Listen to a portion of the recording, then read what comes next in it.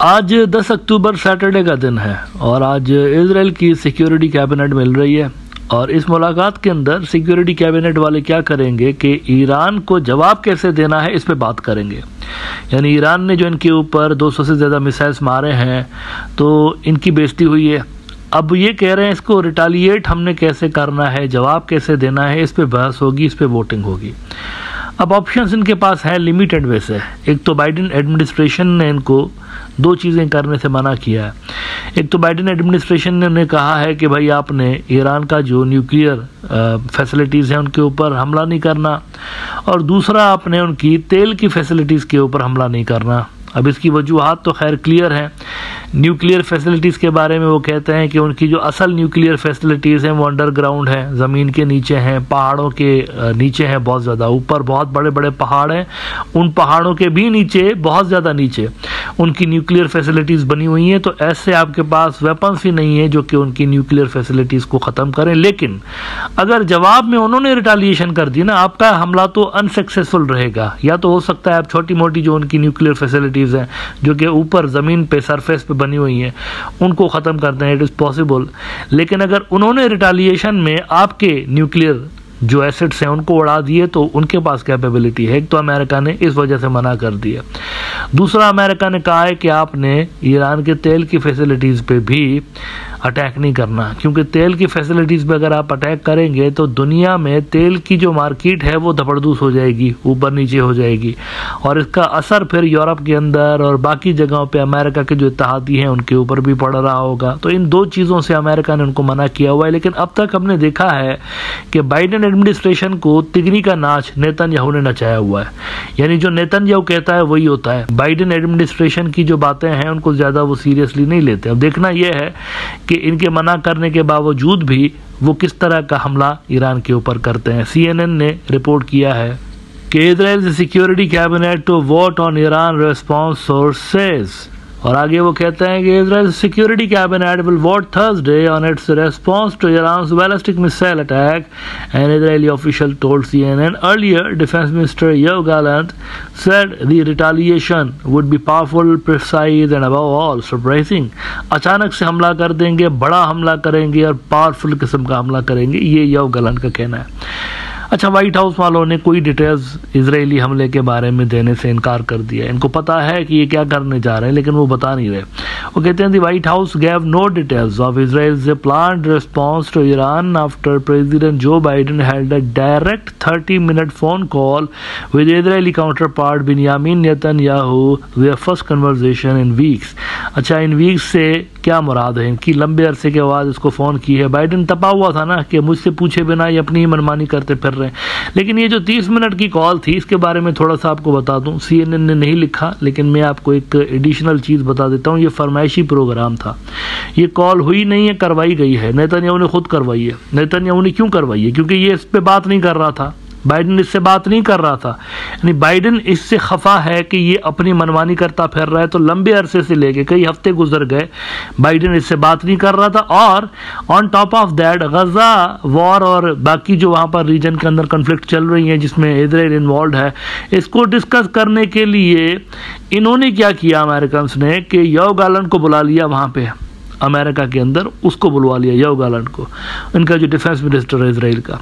अब इस पे नेतन्याहू जो है बिल्कुल तब गया। उसने क्या किया कि अपने मंत्री को, डिफेंस मिनिस्टर को एग्जिट कंट्रोल लिस्ट पे डाल दिया कि ये मुल्क से बाहर नहीं जा सकता। अब ये कितना बड़ा मजाक है कि अपने मुल्क के मंत्री को उन्होंने ट्रेवल रिस्ट्रिक्शन लगा दी उसके ऊपर। तो उसको खोलने के लिए कंडीशन ये लगाई नेतन्याहू ने कि अगर बाइडेन मुझे खुद फ़ोन करके इजाज़त मांगेगा ना तो फिर मैं भेजूंगा योव गैलेंट को। प्राइम मिनिस्टर मैं हूँ या ये है, मेरे से क्यों नहीं बात कर रहे?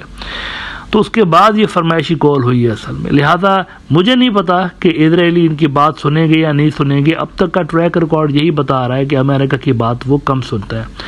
नाउ ये जो पिछले दिनों एक रूमर्स कह लें या अनकन्फर्म्ड खबरें कह लें ईरान के न्यूक्लियर टेस्ट के हवाले से फैली हैं, इसको कंसिडर किया जा रहा है इजराइल के अंदर भी, और इस पर भी गौर किया जा रहा है कि कहीं ये रिपोर्ट्स दुरुस्त तो नहीं है। क्योंकि चलें ईरानी तो डिनाई कर रहे हैं ना, और वो करेंगे भी, क्योंकि डिनायल ही उनकी जो न्यूक्लियर डॉक्ट्राइन है उससे कंसिस्टेंट है। अगर वो कहते हैं कि जी ठीक है हमने कर दिया है न्यूक्लियर टेस्ट, तो ये जो है उनकी न्यूक्लियर डॉक्ट्राइन के अगेंस्ट चला जाएगा, क्योंकि 2003 का वो जो फतवा था आयतुल्लाह अली खामनई का, तो उसमें मैंने आपको बताया था कि वो फतवा अगेंस्ट था न्यूक्लियर जो वेपन्स है उसके ख़िलाफ़ था। लिहाजा फ़िलहाल वो इसको कन्फेस कर भी नहीं सकते जब तक कि वो इस फतवा को एक्सटेंड ना करें और इसमें हालात के हिसाब से कोई नई तब्दीली ना लेकर आ जाए। लेकिन कुछ चीज़ें यहाँ पर आपको जानना ज़रूरी है आपके लिए कि ईरान के पास क्या कोई ऐसी फैसिलिटीज़ हैं खुफिया किस्म की जहाँ पर वो न्यूक्लियर टेस्ट छुप छुपा के कर सकते हैं? एक अहम सवाल है ना, कोई ऐसी क्या फैसिलिटी है? दुनिया जानती है किसी ऐसी फैसिलिटी के बारे में कि जहां पर ये छुप छुपा के कोई टेस्ट कर सकते हों? अब इस हवाले से एक बड़ा थिंक टैंक है अमेरिका का, वाशिंगटन बेस्ड थिंक टैंक है, फाउंडेशन नाम का, यानी फुल जो उसका नाम है वो है दी foundation for Defense of democracies. ये एक वाशिंगटन बेस्ड थिंक टैंक है। अब इस थिंक टैंक ने आज से 5 साल पहले, मैं अगर आपको याद करवा दूं, 5 साल पहले इन्होंने 2019 में एक रिपोर्ट जारी की थी, और वो इसी हवाले से थी कि क्या ईरान के पास कोई ऐसी फैसिलिटी है जहां पर ये खुफिया तरीके से न्यूक्लियर टेस्ट कर सकते हो। अब उनकी जब ये फाइंडिंग्स आई थी ना, तो उस फाइंडिंग के बाद ईरान ने इस थिंक टैंक को बैन कर दिया था ईरान ने। उनकी फाइंडिंग्स क्या थी इस हवाले से? उस रिपोर्ट में क्या कहा गया था? दी फाउंडेशन वालों की जो रिपोर्ट थी उसमें क्या कहा गया था? उन्होंने कहा कि ईरान के पास एक ऐसी फैसिलिटी है, यानी ईरान ने एक प्रोग्राम शुरू किया है जिसका नाम है फील्ड प्रोजेक्ट।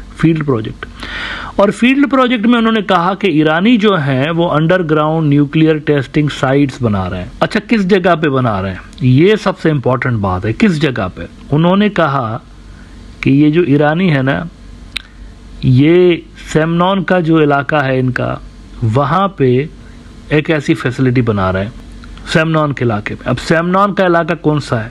सेमनॉन का इलाका वही इलाका है जहाँ पे ये अर्थक्वेक आया है 4.5 मैग्नीट्यूड वाला, वही इलाका। इसी इलाके के हवाले से इन्होंने लिखा था कि ये वहाँ पे कोई फैसिलिटी इस तरह की बना रहे हैं। ईरान ने इन पे बैन लगा दिया कि ये क्या लिखा है आपने, निकलें इधर से। और ये भी कहा जाता है कि इसी इलाके में पहले भी कुछ इस तरह की फैसिलिटीज़ बनी हुई थी। 2003 में ईरानियों ने अंडरग्राउंड नॉन न्यूक्लियर टेस्ट किया था, और वो भी ऐसे ही रिसर्च पर्पस के लिए ईरानियों ने किया था। अच्छा, इसकी मज़ीद अगर आप डिटेल्स पढ़ना चाहें, क्योंकि ये सेंसिटिव ख़बरें होती हैं, तो इसके हवाले से रेफरेंस लगाना बड़ा ज़रूरी होता है। यूरो न्यूज़ की ये स्टोरी ज़रूर पढ़िएगा, does Iran have any secret testing sites, यानी एक पूरा आर्टिकल है, उसका ये हिस्सा है, does Iran have any secret testing sites. इसमें यूरो न्यूज़ ने लिखा कि in 2019 the Foundation for Defense of Democracies, a Washington based think tank, released a report that Iran had begun a programme to build underground nuclear testing sites known as the field project। अब अक्लमंद के लिए इशारा काफ़ी है। आप इस तरह की साइट्स तब बनाते हैं जब आपके पास न्यूक्लियर एसेट्स मौजूद हों। भाई, अगर किसी के पास न्यूक्लियर बम ही ना हो तो वो क्यों इस तरह की फैसिलिटीज़ बनाएगा?